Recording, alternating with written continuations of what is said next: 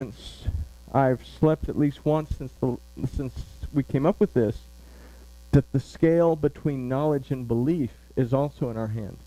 The scale between experiencing a relationship with Elohim and simply believing that Yahweh Elohim exists is also in our hands. Okay? Recall, the serpent did not lie to the woman. She misinterpreted the word of Elohim, and as a result became separated from him. Truth and falsehood are within our grasp to become aware of them. Our outlook is based on the last phrase, he loves to oppress. The word for oppress is la ashok, from the root ashok, which means to press upon or towards and to exploit. The word used for deceit here is mirah, that also means to delude and to beguile. How do we view difficulty in our lives? Say that the root of mirah is mara, that means bitterness. Okay? So how do we view difficulty in our lives? Do we humble ourselves and seek to learn from it, or do we see it as something that presses on us, something that we can exploit to gain sympathy from others and under our own delusion of humility? Okay? We've probably met a person or two this way.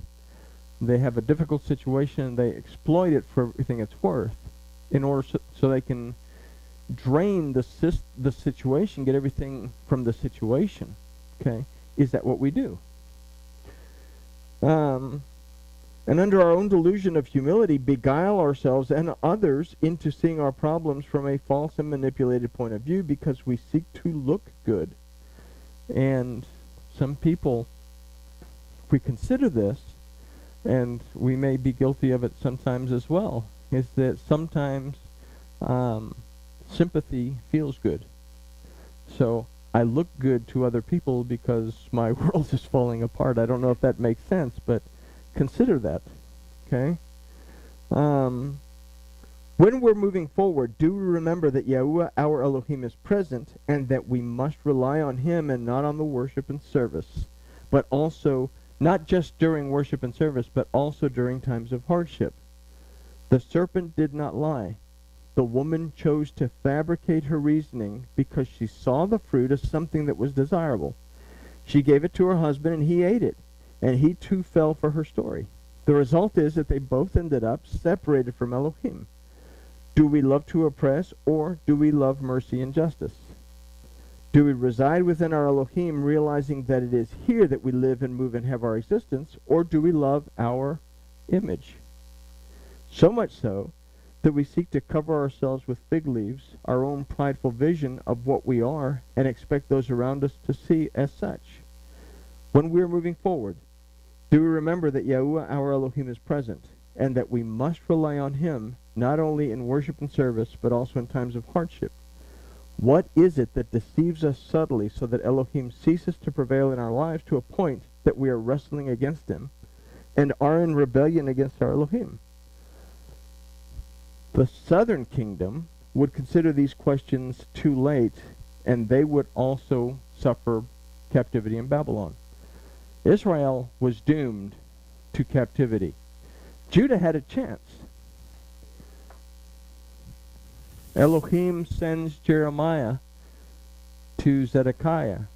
Jeremiah tells Zedekiah, look, just go with the flow, go to Babylon, hang out, they got good food, some pretty nice restaurants, and don't do anything, because he is sending Mashiach to get you out of this. He's going to send an anointed one to remove you from this. And he would send Cyrus down the road, and Cyrus would redeem them. But Zedekiah saw the problem.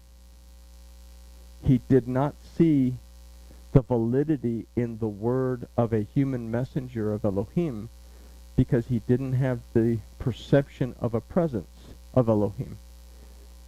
And as a result, Zedekiah led a rebellion, and the result of that rebellion was his family was put to death, his eyes were put out, and they all went into captivity. At least the wealthy and the skilled went into captivity.